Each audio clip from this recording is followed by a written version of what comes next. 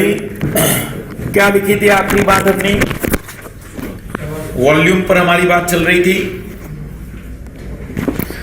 Volume में हमने जो सवाल देखे होंगे फर्स्ट टाइप, वो फर्स्ट टाइप रहा होगा हमारा परसेंटेज चेंज अगर कहा जाए तो कैसा होगा। आइए अब हम देख रहे हैं फार्मूले बेस्ड यहां पर सवाल जो बनेंगे, पर इसमें सबसे महत्वपूर्ण बात जो आपको याद रखनी हो, ये याद रखनी है कि जब एक स्ट्रक्चर को दूसरे स्ट्रक्चर में बदला जाता है तो सब कुछ बदलता है, लेकिन वॉल्यूम नहीं बदलता है, आयतन नहीं बदलेगा।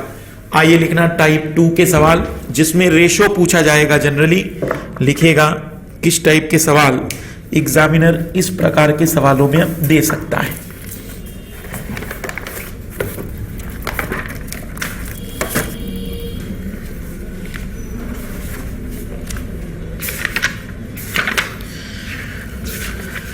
लिखना रेशो में किस टाइप का सवाल बनता है। The radii of two cylinder are in the ratio 3:5। दो बेलनों की त्रिज्याओं का अनुपात 3:5 है। The radii of two cylinder are in the ratio 3:5। दो बेलनों की त्रिज्याओं का अनुपात 3:5 है। And their heights are in the ratio 2:3। और इनके ऊंचाइयों का अनुपात 2:3 है। And their heights are in the ratio 2:3 और इनकी ऊंचाइयों का अनुपात 2:3 है। Find the ratio of there curve surface area. तब इसके वक्रीय पृष्ठ के क्षेत्रफल का अनुपात ज्ञात कीजिए। तब इनके वक्रीय पृष्ठ के क्षेत्रफल का अनुपात ज्ञात कीजिए।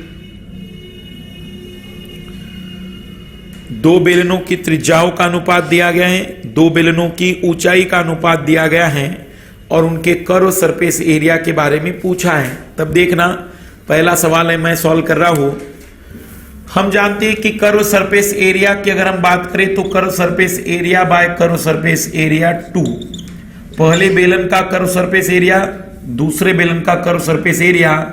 हम जानते हैं कि कर्व सरफेस एरिया का फार्मूला होता है 2πRh, 2πRh R1 bye R2 H1 bye H2। ये कैंसिल हो जाएगा। बस आप रेशो देखिएगा, बताइए रेशो क्या है रेडियस का? 3:5। तो 3:5 लिख दिया। R1 की जगह 3, R2 की जगह 5, जो रेशो दिया है इट इज। हाइट का रेशो क्या है? तो 2:3। आंसर आ गया कि इनके वक्रीय पृष्ठ के क्षेत्रफल का अनुपात होगा 2:5। इतना सिंपल और छोटा सवाल रहेगा। कहीं भी इस टाइप के सवालों में जो रेशो दिए रहेंगे वो डायरेक्ट वैल्यू आप रेडियस की जगह और हाइट की जगह रख देंगे और सीधा आंसर आएगा। ये पहला सवाल होता है जहां रेशो में कुछ ऐसा सवाल बनता है। फिर ट्राई करिएगा।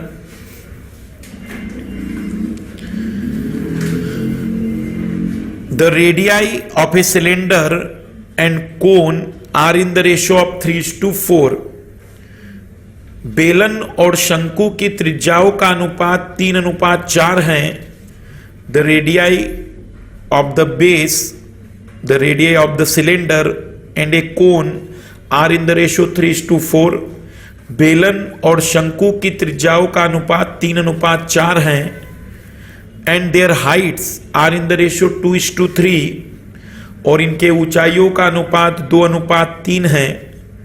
And their heights are in the ratio 2:3 और इनके ऊंचाइयों का अनुपात 2:3 है। Find the ratio of their volume. तब इनके आयतन का अनुपात ज्ञात कीजिए। Find the ratio of their volume. तब इनके आयतन का अनुपात ज्ञात कीजिए। करिए सॉल्व।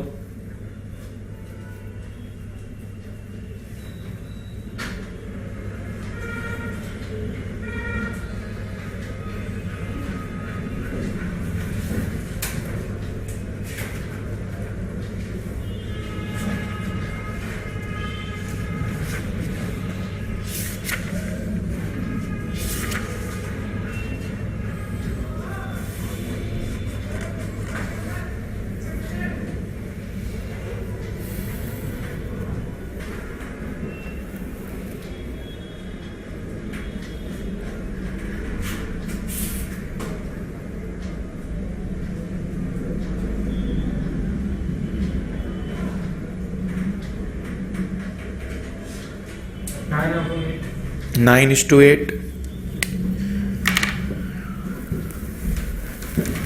आइए देखना, वॉल्यूम की अगर हम बात करें तो सिलेंडर का वॉल्यूम और शंकु का वॉल्यूम, तब हम कहेंगे कि सिलेंडर के वॉल्यूम का फार्मूला था πr²h और कोन के वॉल्यूम का फार्मूला था 1/3 πr²h।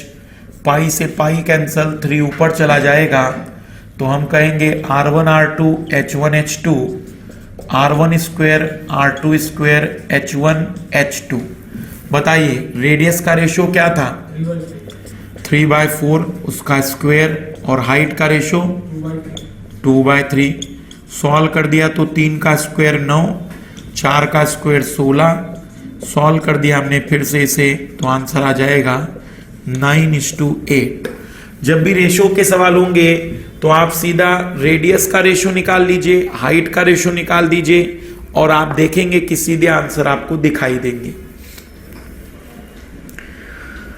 रेडियस और हाइट के रेशो निकालकर आप सीधे आंसर देख सकते हैं। रेशो के सवालों में आदत डालिएगा कि जो वैल्यू दी वो डायरेक्ट पुट कर दीजिए और आंसर निकाल लेंगे, पर ये भी सिंपल सवाल होते हैं। आते अब हम सबसे टिपिकल सवालों पर जो इंपॉर्टेंट रहेंगे, एप्लीकेशन बेस्ड सवाल होंगे। पहला ही सवाल देख रहे हैं यूपीएससी 2011, यूपीएससी 2011 में एक सवाल आया था। आइए देखना सवाल कैसा था। Population of A village is 4000। Population of A village is 4000। एक गांव की जनसंख्या 4000 है। Population of A village is 4000। एक गांव की जनसंख्या 4000 है। इन this village each person use 150 litre water every day. इस गांव में प्रत्येक व्यक्ति प्रतिदिन 150 लीटर पानी का उपयोग करता है। इन this village each person use 150 litre water every day. इस गांव में प्रत्येक व्यक्ति प्रतिदिन 150 लीटर पानी का उपयोग करता है। A water tank is present in this village. इस गांव में एक पानी की टंकी है। Which dimensions are 12 meter, 15 meter, 10 meter. इस गांव में एक पानी की टंकी है जिसकी विमाएं 12 मीटर गुना में 15 मीटर गुना में 10 मीटर हैं। Then this tank supply the water to the villagers for how many days. तब यह टंकी गांव वालों को कितने दिनों तक पानी उपलब्ध कराएगी। Then this tank supply the water to the villagers for how many days. तब यह टंकी गांव वालों को कितने दिनों तक पानी उपलब्ध कराएगी। गांव की जनसंख्या 4000 है। हर व्यक्ति प्रतिदिन 150 लीटर पानी यूज करता है। गांव की यहाँ पर एक टंकी है जिसका डायमेंशन आपको मालूम है, मतलब वॉल्यूम मालूम है। आपको बताना है कि यह टंकी गांव वालों को कितने दिनों तक पानी दे सकती है।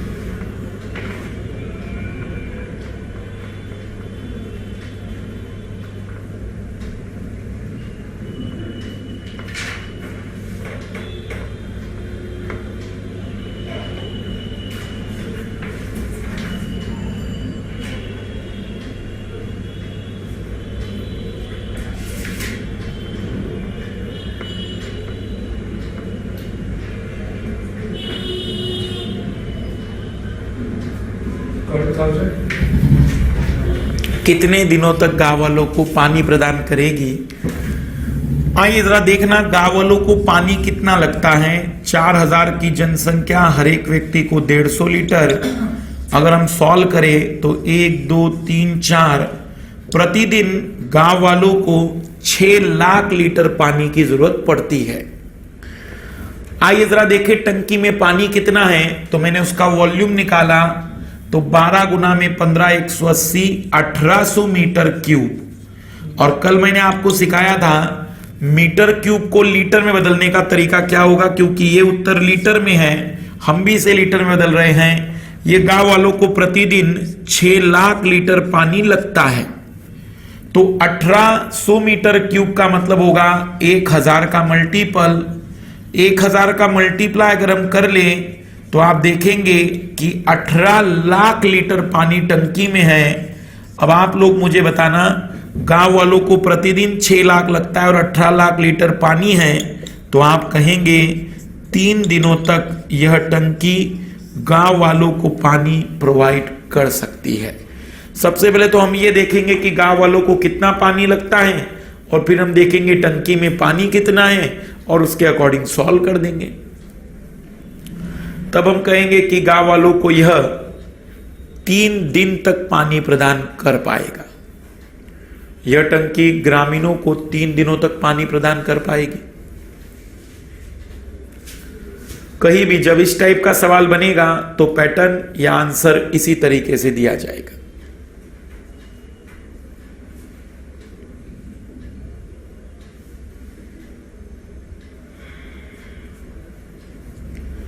दूसरा सवाल देखना इसमें, find the number of BRICS, ईंटों की संख्या ज्ञात कीजिए। Find the number of BRICS, ईंटों की संख्या ज्ञात कीजिए। ईच मेजरिंग, जिसमें प्रत्येक का माप, ईंटों की संख्या ज्ञात कीजिए जिसमें प्रत्येक का माप 24 गुना में 12 गुना में 8 सेंटीमीटर है। इसका मतलब ईंट की लंबाई 24 सेंटीमीटर की है, चौड़ाई 12 सेंटीमीटर की और ऊंचाई 8 सेंटीमीटर की है। Find the number of bricks, each measuring 24 centimetre into 12 centimetre into 8 centimetre required to construct a wall. ईंटों की संख्या ज्ञात की जिसमें प्रत्येक का माप 24 गुना में 12 गुना में 8 सेंटीमीटर है। एक दीवार बनाने के लिए आवश्यक होगी, required to construct a wall, एक दीवार बनाने के लिए आवश्यक होगी 24 मीटर लॉन्ग, जो 24 मीटर लंबी, 24 मीटर लॉन्ग, 8 मीटर हाई, जो 8 मीटर ऊंची, एंड 60 सेंटीमीटर थिक, जो 60 सेंटीमीटर मोटी होगी। मतलब दीवार का डायमेंशन दिया है कि वो 24 मीटर लंबी होनी चाहिए, 8 मीटर ऊंची होनी चाहिए और 60 सेंटीमीटर मोटी होनी चाहिए। इतनी मोटी दीवार हमें बनानी है। Find the number of bricks, each measuring 24 centimeter into 12 centimeter into 8 centimeter required to construct a wall 24 meter long, 8 meter high and 60 centimeter thick. If 10% of the wall is filled by cement, यदि दीवार में 10% cement का उपयोग किया गया हो, इसका मतलब ईंटें कितनी जगह पर आएगी? 90। यदि 10% सीमेंट का उपयोग किया गया हो, if 10% of the wall is filled with mortar या सीमेंट, यदि इसमें 10% सीमेंट या मोर्टर का उपयोग किया गया हो, करिए ट्राई।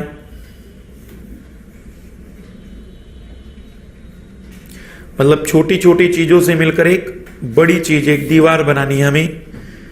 ऐसी कुल कितनी ईंटें लगेगी?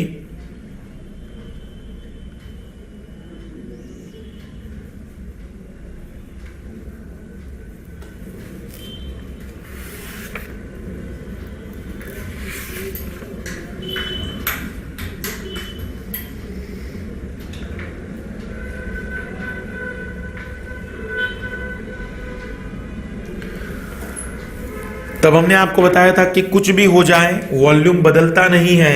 तो आप मुझे ये बताना कि जब वो दीवार बन जाएगी तो वॉल्यूम ऑफ वॉल, दीवार का आयतन और जितनी ईंटें लगी होगी सभी का वॉल्यूम जोड़ दिया जाए तो वही क्या होगा, ब्रिक्स, वॉल्यूम ऑफ ब्रिक्स, दीवार का आयतन n गुना में ईंट या ईंटों का आयतन, जितनी ईंटें होगी उन सभी का वॉल्यूम जोड़ दीजिए तो वही क्या बनेगा, दीवार का वॉल्यूम। बताइए दीवार का वॉल्यूम क्या है, लंबाई गुना चौड़ाई गुना ऊंचाई, LBH 2400। क्यों 2400? क्योंकि वो मीटर में है, बाकी आंकड़े सेंटीमीटर में है, तो मैं सभी को सेंटीमीटर बदल रहा हूं। 24 मीटर मतलब 2400 सेंटीमीटर लंबी, 800 सेंटीमीटर ऊंची और 60 सेंटीमीटर मोटी दी गई थी। और एक ईंट का वॉल्यूम कितना है, 24 गुना में 12 गुना में 8 सेंटीमीटर, ये सेंटीमीटर में पूरा डाटा। तो n की वैल्यू आ गई 2400, 800, 24 गुना में 12 गुना में 8, तो ये 100, ये 100 और ये 5। हम उत्तर के रूप में चुन सकते थे 50,000 ईंटें, लेकिन ये आंसर नहीं आएगा क्योंकि उसने बाद में लिखा है कि वहां 10% सीमेंट का यूज किया गया है। तो ये तो 100% ईंटें लगेगी, लेकिन अगर वहां 10% सीमेंट है तो 50,000 का 90% ही लेंगे हम, क्योंकि उसमें केवल 90% ईंटें हैं। हमने इसे सॉल्व कर दिया तब ईंटों की संख्या आ जाएगी 45,000।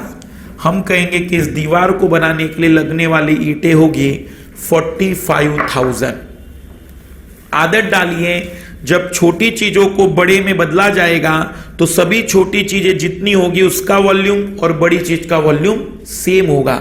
हर जगह एक ही चीज, सभी छोटी चीजों का वॉल्यूम जोड़कर बड़ी चीज का वॉल्यूम बनेगा, क्योंकि हर चीज बदलती है लेकिन वॉल्यूम नहीं बदलता है। इसी टाइप में एक और सवाल ट्राई कीजिए। यहां ईंटों को जोड़ा गया था, अब सर्कल को जोड़ रहे हैं। लिखना, if 3 metallic sphere of radii, यदि 3 धातु के गोले जिनकी त्रिज्याएं, if 3 metallic sphere of radii 6 centimetre, 8 centimeter and 10 centimeter are melted, यदि 3 धातु के गोले जिनकी त्रिज्याएं 6 सेंटीमीटर, 8 सेंटीमीटर और 10 सेंटीमीटर हैं, इन्हें पिघलाया जाता है, are melted to form a single sphere, इन्हें पिघलाया जाता है एक बड़े गोले को बनाने के लिए, then the diameter of the new sphere will be, तब नए गोले का व्यास क्या होगा। 3 metallic sphere of radii 6 centimetre, 8 centimetre and 10 centimetre are melted to form a single sphere. The diameter of the new sphere will be, 3 धातु के गोले जिनकी त्रिज्याएं 6 सेंटीमीटर, 8 सेंटीमीटर और 10 सेंटीमीटर हैं, उन्हें पिघलाकर एक नया धातु का गोला बनाया जाता है, तब उस नए गोले का व्यास क्या होगा।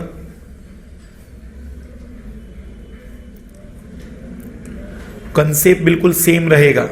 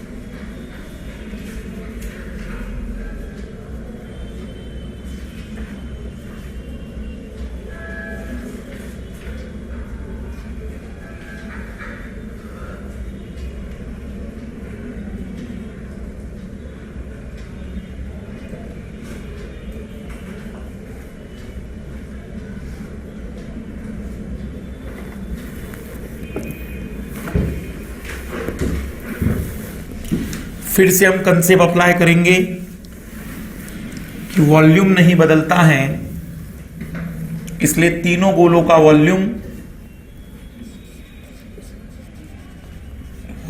Of all sphere is equal to volume of big sphere. तो पहले का वॉल्यूम होगा 4/3 R1 cube, 4/3 R2 cube, 4/3 R3 cube और 4/3 R क्यूब कैपिटल बड़े का। सभी में 4/3 पाई कॉमन है, मैंने उसे कॉमन ले लिया।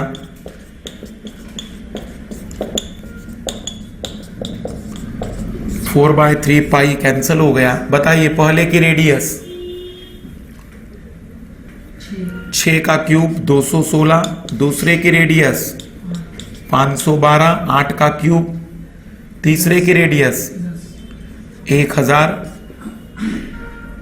और हमें बताना है कि आर क्यूब कितना होगा। ये जोड़ा गया तो 1700 2800 आ गया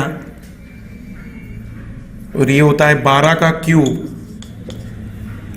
तो जो बड़ा गोला बनेगा उसकी त्रिज्या 12 सेंटीमीटर की है, लेकिन ये आंसर नहीं, क्योंकि उसने पूछा है डायमीटर। तो हम कहेंगे कि 12 अगर त्रिज्या है तो डायमीटर कितने का होगा 24 का, क्योंकि रेडियस का वह डबल होता है।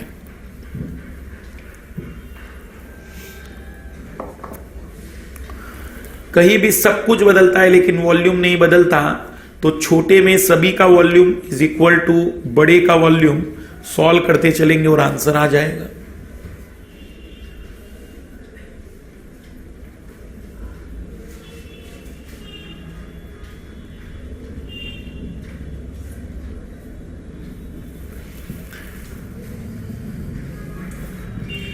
फिर ट्राई करना इसका उल्टा सवाल।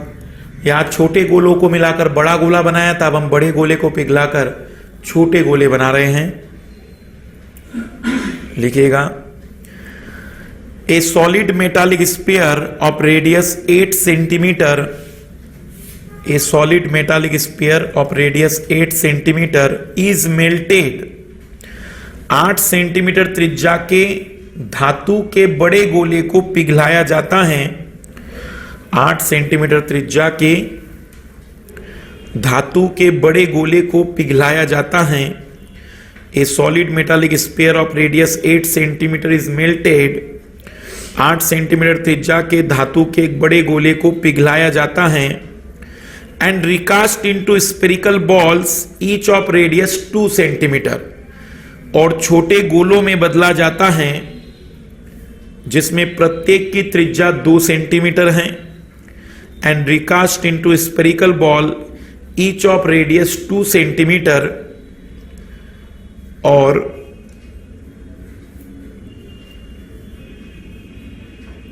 2 सेंटीमीटर त्रिज्या के छोटे गोलों में बदला जाता है।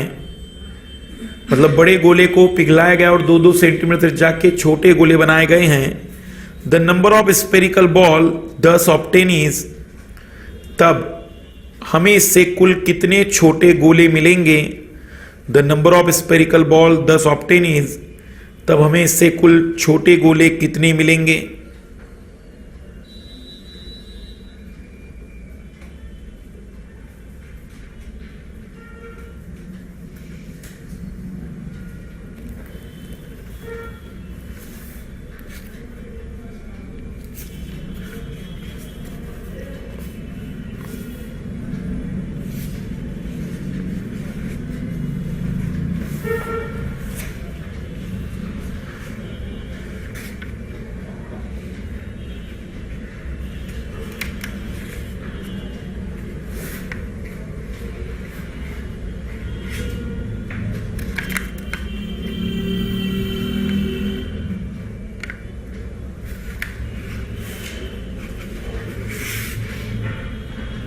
बड़े का वॉल्यूम और सभी छोटे का वॉल्यूम फिर सेम होगा।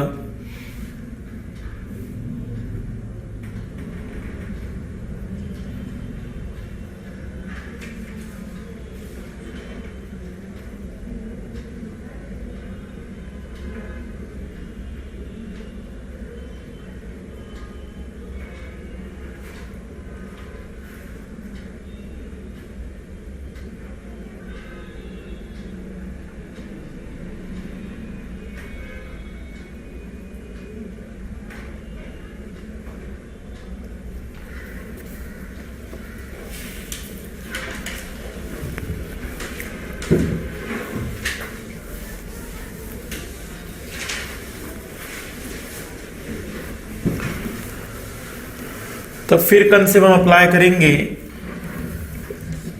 वॉल्यूम ऑफ बिग स्फीयर, बड़े गोले का volume is equal to n into volume of small sphere. बड़े गोले का वॉल्यूम होगा 4/3 पाई आर क्यूब, छोटे गोले का वॉल्यूम होगा 4/3 पाई आर क्यूब। सभी समान टाइप में कट किए गए हैं। तो अगर हम n की वैल्यू देखेंगे तो अगली बार आपकी लाइफ में सवाल आए, डायरेक्ट आंसर आप निकाल सकते हैं कि कुल छोटे गोलों की संख्या, उनका रेशो निकाल कर क्यूब कर दीजिएगा। तो हम कहेंगे कि बड़े गोले की त्रिज्या 8 है, 2 है, उसका होल क्यूब, तो 4 और 4 का क्यूब, डायरेक्ट आंसर आ जाएगा। ऐसे कुल 64 छोटे गोले मिलेंगे। अगली बार अगर सवाल आए तो सीधा बड़े गोले की त्रिज्या अपॉन में छोटे गोले की त्रिज्या, यही से सॉल्व कर देना। बड़ा इजी सवाल होता है ये। नंबर ऑफ स्मॉल स्फीयर अगर पूछे जाए कुल कितने छोटे गोले मिलेंगे तो सीधा आंसर आएगा। मान लीजिए बड़े गोले की त्रिज्या 10 सेंटीमीटर, छोटे की 2 है, तो 10/2 5 का क्यूब निकाल लेंगे हम।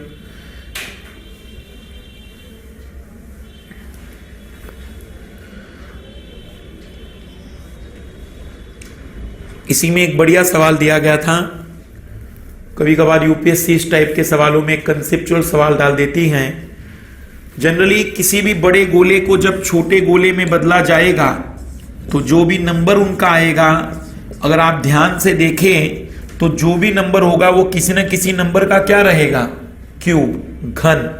तो सवाल ऐसा पूछा गया था कि किसी सिलेंड्रिकल केक से सिलेंड्रिकल शेप के छोटे छोटे केक काटे गए, तब उन केक का नंबर क्या नहीं हो सकता। अगर सभी छोटे केक समान साइज के हैं तो बड़े केक से छोटे केक क्या नहीं हो सकते हैं। और फिर हमें यहां ऑप्शन दिए गए थे 64, 125, 144, 216, 216। हमसे पूछा गया है कि अगर एक बड़े केक को छोटे छोटे केक में तोड़ा जाए, समान साइज के सिलेंड्रिकल केक है वो और उसके छोटे टुकड़े भी सिलेंड्रिकल हैं, तो उन छोटे केक की संख्या क्या नहीं हो सकती। तो हम कहेंगे कि वह 144 नहीं हो सकता, क्योंकि ये सभी के सभी नंबर किसी के क्यूब हैं और हमेशा उत्तर किसी न किसी का क्या रहेगा, क्यूब। तब हम कहेंगे कि 144 क्यूब नहीं स्क्वायर है, वो तो कभी उसका नंबर नहीं होगा। इसका मतलब ये भी बात क्लियर हुई कि बड़े को जब छोटे में बदलेंगे सेम साइज में, तो जो भी आंसर आएगा वो किसी न किसी नंबर का क्यूब रहेगा। क्यूब के अतिरिक्त कोई दूसरा आंसर इसमें पॉसिबल नहीं होता। लेकिन देखना सबसे टिपिकल सवाल इसमें कैसे बनते हैं, लिखिएगा। Water flow through a cylindrical pipe, water flow through a cylindrical pipe of internal diameter 7 centimetre. एक बेलनाकार पाइप जिसका आंतरिक व्यास 7 सेंटीमीटर है। Water flow through a cylindrical pipe of internal diameter 7 centimetre. एक बेलनाकार पाइप जिसका आंतरिक व्यास 7 सेंटीमीटर है, इसमें पानी 2 मीटर प्रति सेकंड की दर से बह रहा है। इसमें पानी 2 मीटर प्रति सेकंड की दर से बह रहा है। Water flow through a cylindrical pipe of internal diameter 7 centimetre at 2 metre per second, जिसका आंतरिक व्यास 7 सेंटीमीटर, इसमें पानी 2 मीटर प्रति सेकंड की दर से बह रहा है। If the pipe is always half full, यदि पाइप हमेशा आधा भरा हुआ बहता है। If the pipe is always half full, यदि पाइप हमेशा आधा भरा हुआ बहता है। Then what is the volume of water, then what is the volume of water in litre discharge in 10 minute, तब इस पाइप से 10 मिनट में कितना पानी लीटर में बाहर निकल गया होगा। Then what is the volume of water in litre, discharge in 10 minute, तब इस पाइप से 10 मिनट में कितना पानी बाहर निकल गया होगा। एक टिपिकल सवाल अगर एग्जाम में बनाना चाहें तो वो सवाल कुछ ऐसा होगा। सिलिंड्रिकल पाइप है जिसका डायमीटर दिया गया है, पानी के बहने की रफ्तार दी हुई है और हमसे पूछा गया है कि 10 मिनट में इस पाइप से कितना पानी बह जाएगा।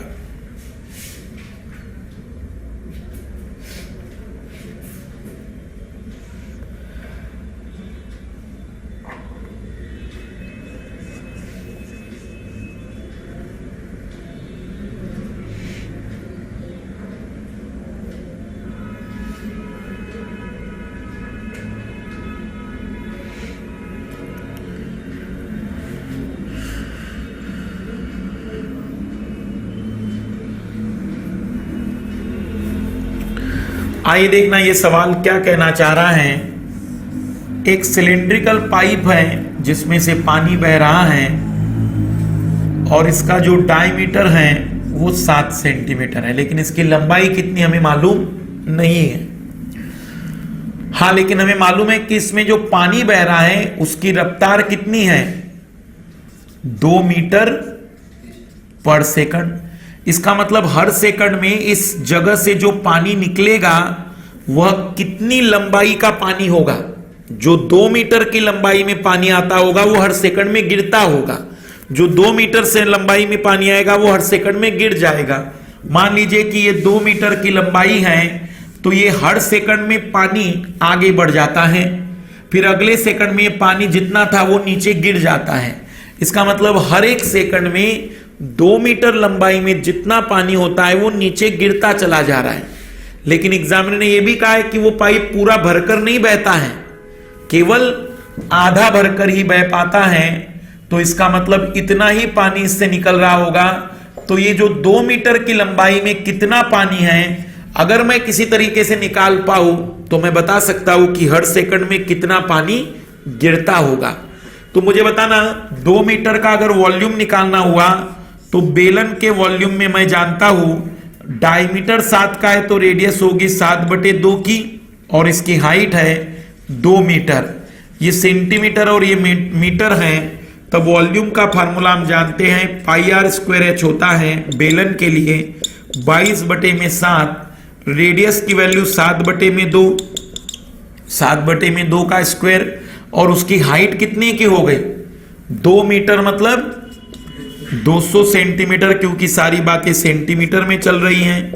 1100 हम कहेंगे कि 77 × 100 7700 सेंटीमीटर क्यूब पानी यहां से निकल जाता है। लेकिन ये तब जब पूरा पाइप भरा हुआ होता, लेकिन ये पाइप पूरा भरा हुआ नहीं है, इतना वॉल्यूम नहीं निकलता है, वॉल्यूम केवल आधा ही निकलेगा। तो 7700 का अगर हम आधा करेंगे तो वो आधा हो जाएगा 3850 सेंटीमीटर क्यूब। इसका आधा ही वॉल्यूम वो कहता है पानी निकल पाता है। इसका मतलब हर एक 2 मीटर में से इतना पानी हर सेकंड में निकल रहा है। अब आप लोग मुझे बताइए कि एग्जामिनर ने कितने समय का पानी पूछा है हमसे, 10 मिनट। तो ये हर एक सेकंड का है तो 10 मिनट में कुल कितने सेकंड होते हैं, 10 मिनट में कुल कितने सेकंड होते हैं 600।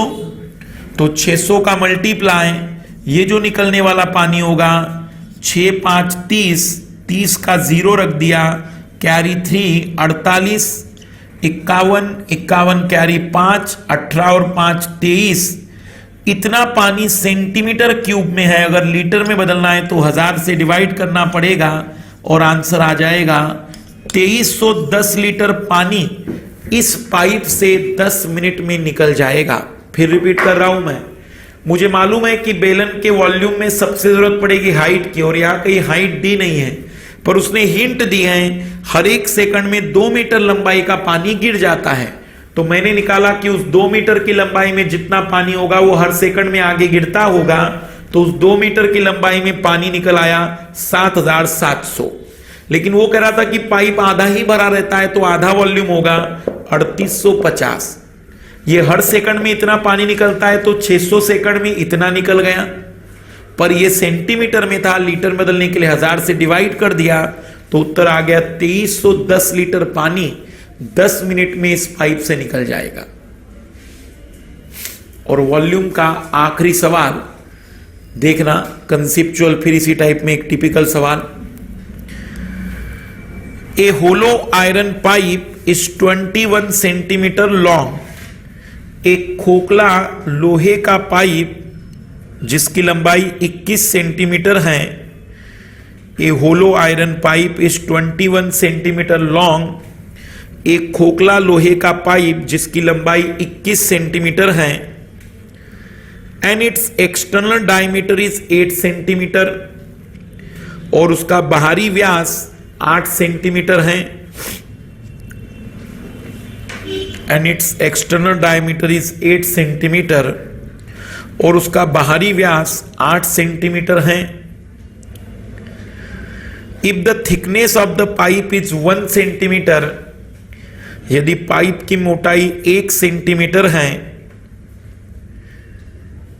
And density of the iron is 8 ग्राम पर सेंटीमीटर क्यूब, यदि पाइप की मोटाई 1 सेंटीमीटर और लोहे का घनत्व 8 ग्राम प्रति सेंटीमीटर क्यूब हो, and density of iron is 8 gram प्रति सेंटीमीटर क्यूब, और लोहे का घनत्व 8 ग्राम प्रति सेंटीमीटर क्यूब हो, then the weight of the iron pipe is, तब इस लोहे के पाइप का भार क्या होगा।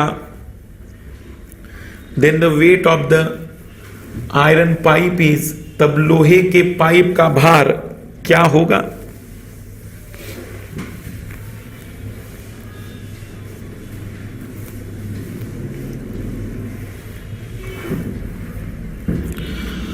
मैं सवाल को समझा दे रहा हूं। एक खोखला लोहे का पाइप हमें दिया गया है, जैसे मैंने इस डायग्राम में अब इस पाइप को बनाया है।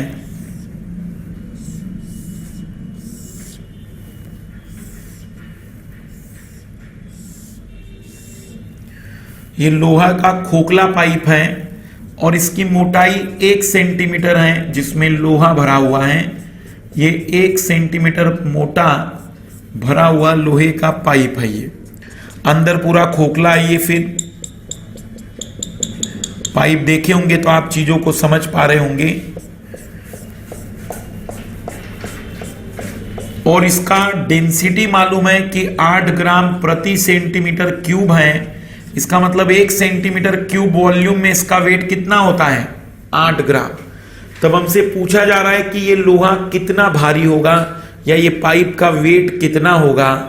ट्राई करिए, अगर आप वॉल्यूम निकाल पाए जिसमें लोहा भरा हुआ है, ये जो लोहा भरा हुआ जगह है, अगर ये वॉल्यूम निकाल पाए तो उसमें 8 का मल्टीप्लाई कर देना, क्योंकि 1 सेंटीमीटर क्यूब का वेट 8 ग्राम है। तो जितना वॉल्यूम आएगा उसमें 8 का मल्टीप्लाई कर देना। खोखला पाइप है लोहे का, क्या वेट होगा हमसे पूछा गया है।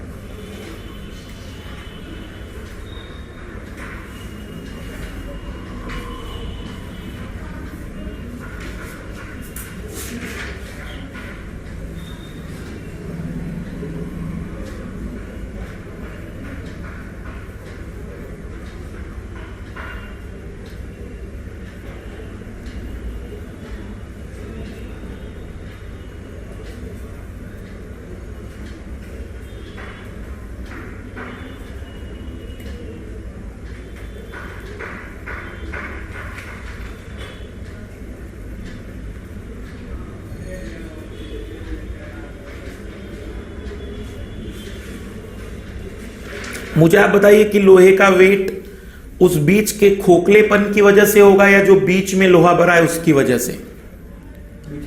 जो लोहे की वजह से।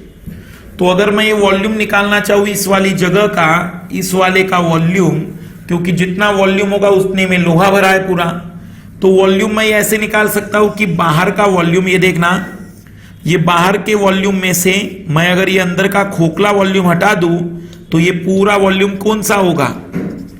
जिसमें लोहा भरा हुआ है। इस तरीके से हम लोहे का वॉल्यूम निकाल सकते हैं। तो हम कहेंगे कि वॉल्यूम अगर देखा जाए तो बाहर का होगा पाई आर स्क्वायर एच और अंदर का वॉल्यूम होगा पाई आर स्क्वायर एच। अब जरा ध्यान देना, उन्होंने कहा था कि इंटरनल डायमीटर कितने का है, आंतरिक व्यास कितने का है? बाहरी होगा, बाहरी 8 सेंटीमीटर का व्यास है। तो मुझे आप बताना, अगर ये 8 सेंटीमीटर कंप्लीट है तो ये 1 सेंटीमीटर की मोटाई इधर से हट गई, 1 सेंटीमीटर इधर से हट गई, तो ये कितने का होगा? 6 सेंटीमीटर। अगर ये 6 सेंटीमीटर का व्यास है तो रेडियस कितने की होगी? ये 3। और ये वाली रेडियस कुल कितने की होगी? 4 की। अब मैं जानता हूं कि बाहर का अगर मैं पूरा वॉल्यूम निकाल लूं तो बाहर के वॉल्यूम में से अंदर का वॉल्यूम माइनस कर दिया जाए तो वॉल्यूम जो बच जाएगा वो ये वाले हिस्से का वॉल्यूम होगा। तो मैंने बड़े में से माइनस कर दिया pi r square h, pi r square h, pi h common है और अंदर लिख दिया r square minus r square. 22/7, height 21 centimeter की दी हुई है, 4 का स्क्वायर, 3 का स्क्वायर, 22/7 या 21, 3, 16 - 9 तो यह आ जाएगा 7। 22 गुना में 3 × 7 तो 22 गुना में 21 और आंसर आएगा 21 2 42 और 21 2 42 और 4 462 सेंटीमीटर क्यूब इतना वॉल्यूम होगा। लेकिन पूछा वॉल्यूम नहीं, पूछा तो वेट गया है। हम जानते हैं कि 1 सेंटीमीटर क्यूब में वेट कितना है उसका? 8 ग्राम। तो इतने सेंटीमीटर में वेट कितना होगा? हमने सॉल्व किया, 8 गुना में 2 16, 48, 49, 32 और 4 36, 3696 ग्राम। किलोग्राम में बदलेंगे तो 3.696 किलोग्राम। हम कहेंगे ये जो पाइप दिया गया था इस पाइप का वेट होगा 3.696 केजी। पहले मैंने वॉल्यूम निकाल दिया उस भाग का जिसमें लोहा भरा हुआ है। अगर हम किसी पाइप को देखेंगे, जैसे ध्यान देना, अगर ये लोहे का पाइप माना जाए तो मैं वॉल्यूम निकालना चाह रहा हूं इस जगह का जिसमें लोहा भरा हुआ है। तो मैंने इस बाहर वाले वॉल्यूम में से अंदर का ये खोखला वॉल्यूम हटा दिया तो पूरा का पूरा वॉल्यूम जो आएगा वो इस लोहे भरे हुए का आएगा। वो 462 आ रहा है, 8 से मल्टीप्लाई किया तो 3.696 केजी होगा।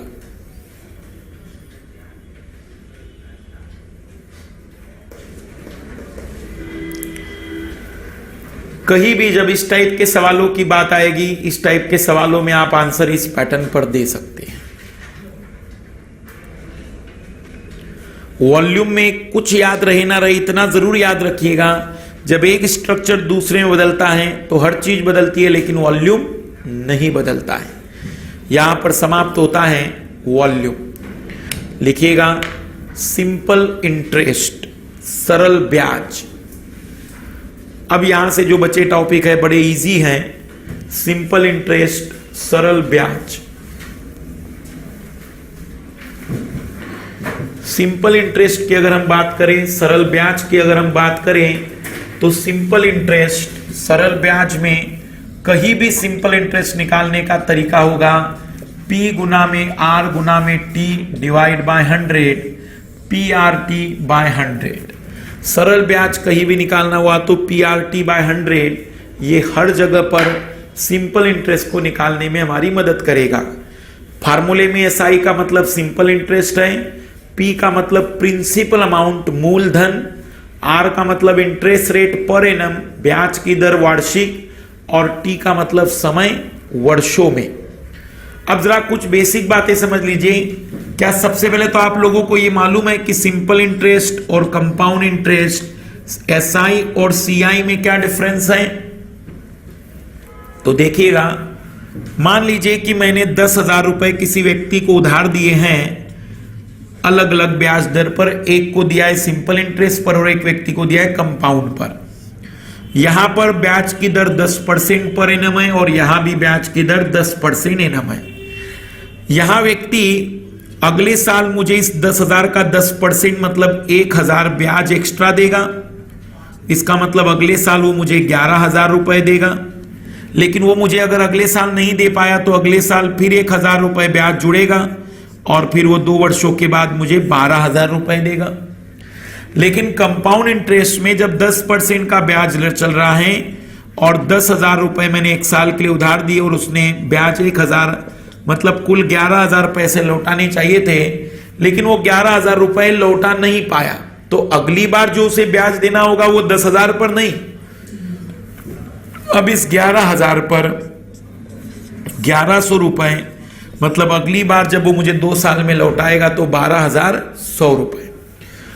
कंपाउंड इंटरेस्ट में जो ब्याज मिलता है वो साल दर साल बढ़ते रहेगा अगर हम ब्याज की अदायगी ना करें, भुगतान ना करें। लेकिन सिंपल इंटरेस्ट में ब्याज की भुगतान न होने पर भी उसका इंटरेस्ट उतना ही बना रहता है।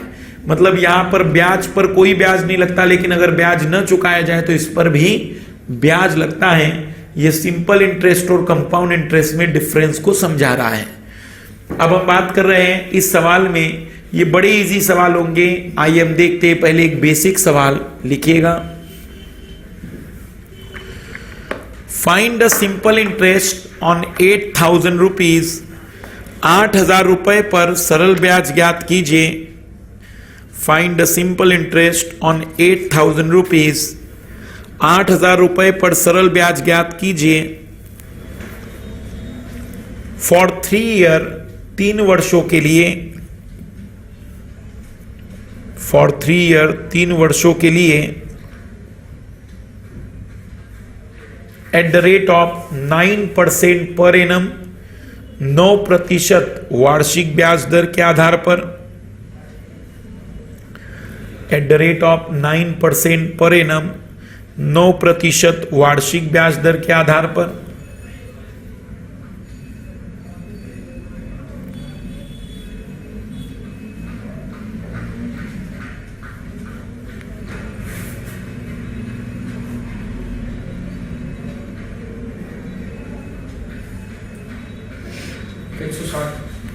$2160।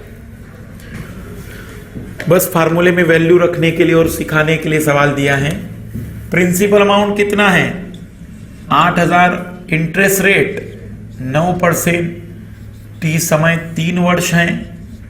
हमने सॉल्व कर दिया तो 80 गुना में 27, 8 7 56, 8 2 16 और 5, हम कहेंगे कि 2160 रुपए का इंटरेस्ट पे करना पड़ेगा, सिंपल इंटरेस्ट। पर ये बहुत बेसिक सवाल है। आइए हम देखते हैं इसमें वेराइटीज क्या क्या बन सकती है। याद रखिएगा कि समय हमेशा वर्षों में लिखा जाता है। अगर वो महीनों में देगा तब भी हमें उसे वर्षों में बदल कर लिखना होगा। लिखिएगा सवाल। Find the simple interest on ₹24,000। 24,000 रुपए पर सरल ब्याज ज्ञात कीजिए। Find the simple interest on ₹24,000 at 10% per annum. 24,000 रुपए पर सरल ब्याज ज्ञात कीजिए 10% वार्षिक ब्याज दर के आधार पर। एट 10% पर एनम, 10% वार्षिक ब्याज दर के आधार पर। फॉर 2 ईयर 3 मंथ, 2 वर्ष 3 महीनों के लिए।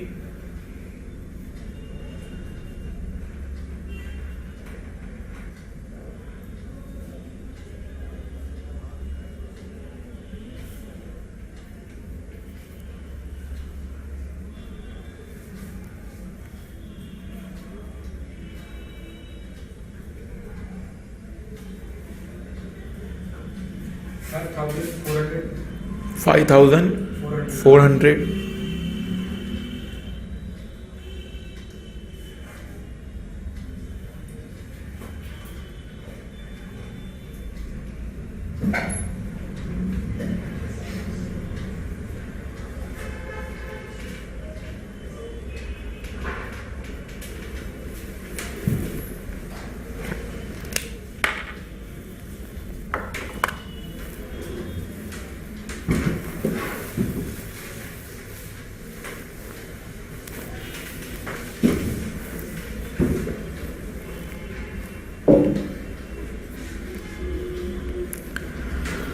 क्या करोगे इन 3 महीनों का?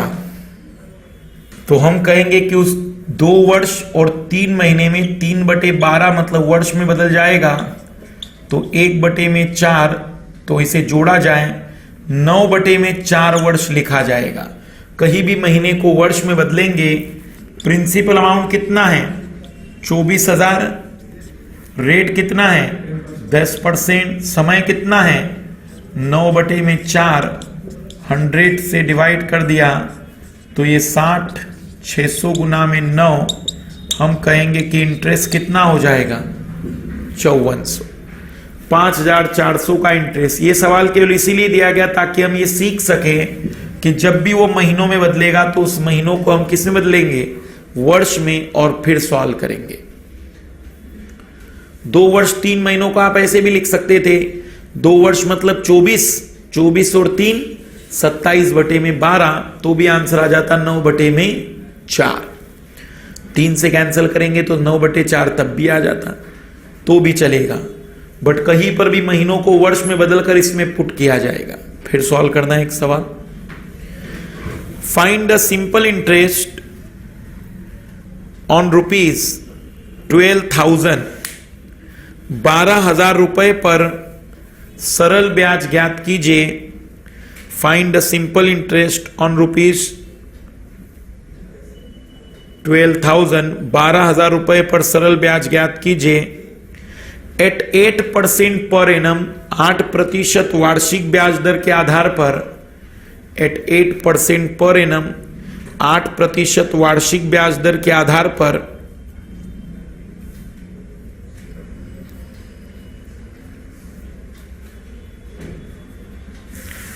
from 4th Feb 2005, from 4th Feb 2005 to 18th April 2005, 4 फरवरी 2005 से 18 अप्रैल 2005 के लिए, 4 फरवरी 2005 से 18 अप्रैल 2005 के लिए, 4th Feb 2005 to 18th April 2005, 4 फरवरी 2005 से 18 अप्रैल 2005 के लिए।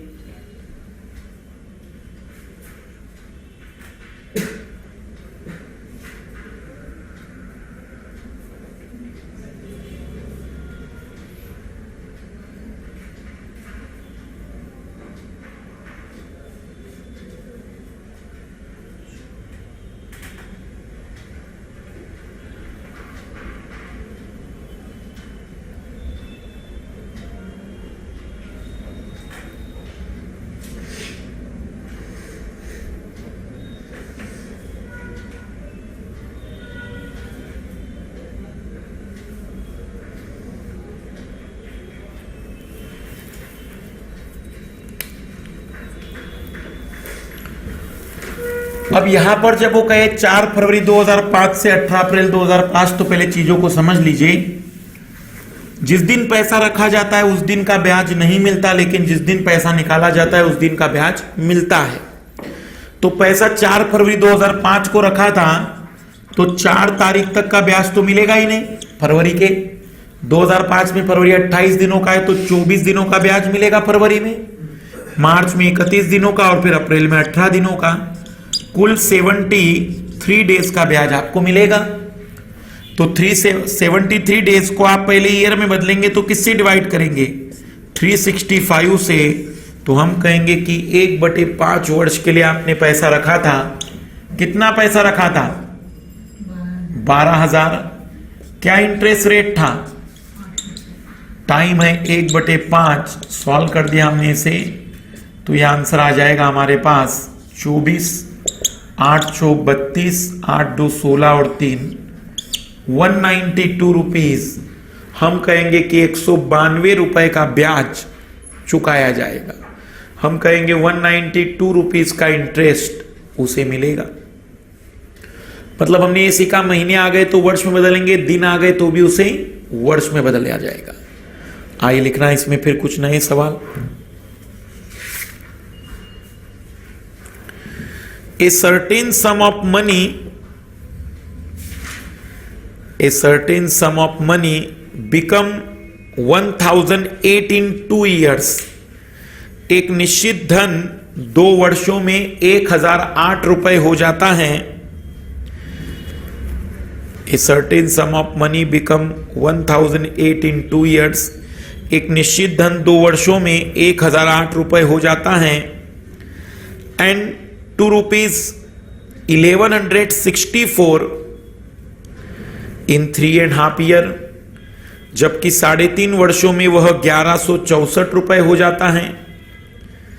एंड 2 रुपीज 1164 इन 3.5 ईयर, जबकि 3.5 वर्षों में वह 1164 रुपए हो जाता है। Find the sum and rate of interest. तब मूलधन और ब्याज की दर ज्ञात कीजिए।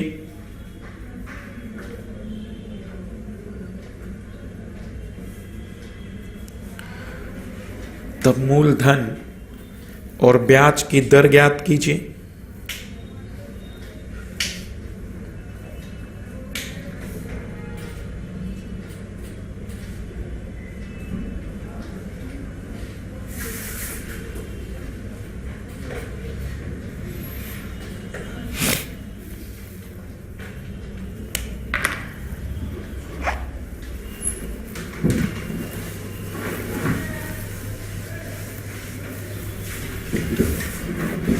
आइए देखना, इस सवाल की प्रॉब्लम यह है कि इसने प्रिंसिपल अमाउंट भी नहीं दिया और इंटरेस्ट भी नहीं दिया है। मुझे आप ये बताइए कि 2 वर्षों में कितना मिल रहा था?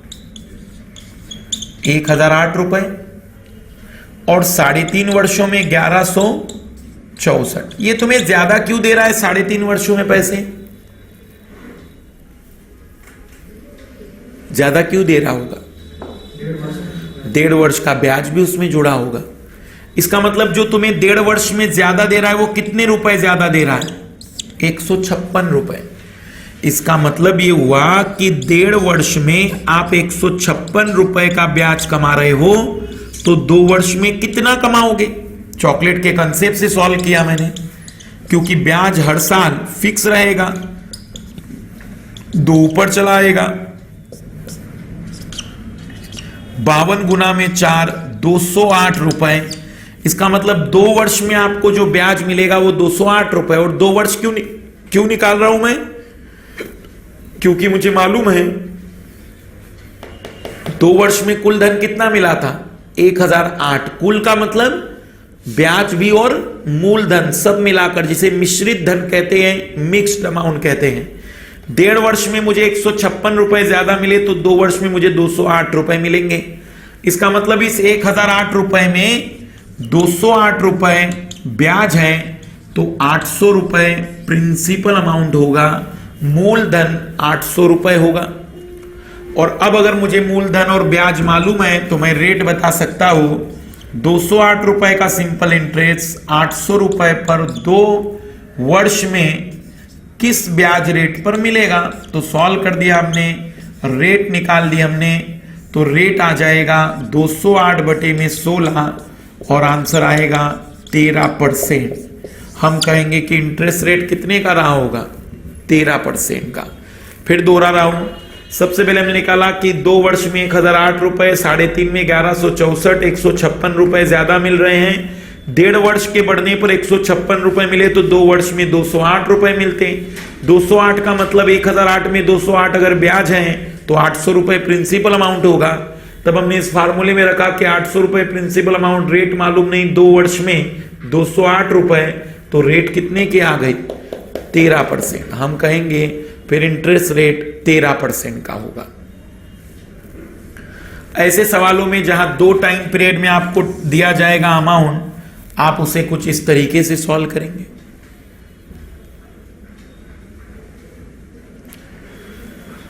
लिखना इसमें जो डबल ट्रिपल वाले सवाल बनते हैं वो कैसे होंगे।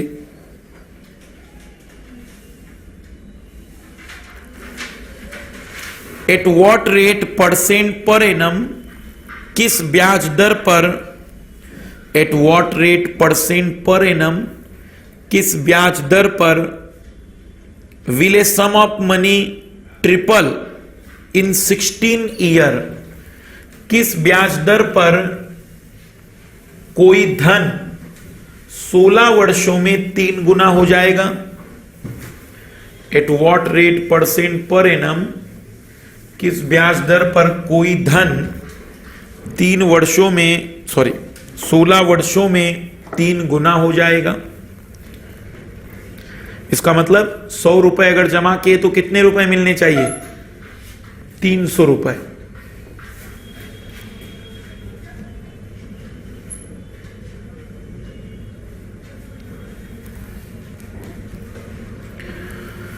देखना, इस टाइप के सवालों में हम मान लेते हैं कि मूलधन 100 रुपए था और उसने हमें 300 रुपए 16 वर्ष के बाद दिए, तो क्या 300 रुपए का ब्याज मिला क्या तुम्हें? 300 में 100 तो तुम्हारे ही थे ना, तो ब्याज कितने का मिला? मतलब 200 रुपए का। तब मैंने कहा कि 200 रुपए का ब्याज 100 रुपए पर, रेट मालूम नहीं, 16 वर्ष में मिलना चाहिए। सॉल्व कर दिया तो 200 बटे में 16, 4 से कैंसिल कर दिया तो 4 से कैंसिल करने पर 8 से कैंसिल कर दिया, 8 2 16, 25 बटे में 2, 12.5% का इंटरेस्ट रेट रहा होगा। मान लीजिए मैंने कहा होता 4 गुना, तो आप क्या कहते हैं? 100 रुपए के कितने मिले? 400 रुपए, उसमें 100 तो तुम्हारे खुद के हैं, इसका मतलब फिर ब्याज कितना रखते? 300। मान लीजिए मैं कहता 5 गुना, तो 500 रुपए मिलते, 500 में 100 तो तुम्हारे थे, ब्याज कितना मिलता? 400 रुपए। जितना गुना कहेगा उससे कम ब्याज मिलेगा, क्योंकि एक तो हमारा खुद का ही था। कहीं भी इस टाइप के सवालों में आप आंसरों के पैटर्न कुछ ऐसे रखेंगे, लेकिन इसमें जो टिपिकल सवाल बनता है कि 10 वर्षों में इतना गुना, तो फिर 5 गुना 6 गुना कितने वर्षों में। कल हम देखेंगे इसमें सिंपल इंटरेस्ट और कंपाउंड इंटरेस्ट में बचे हुए कंसेप्ट।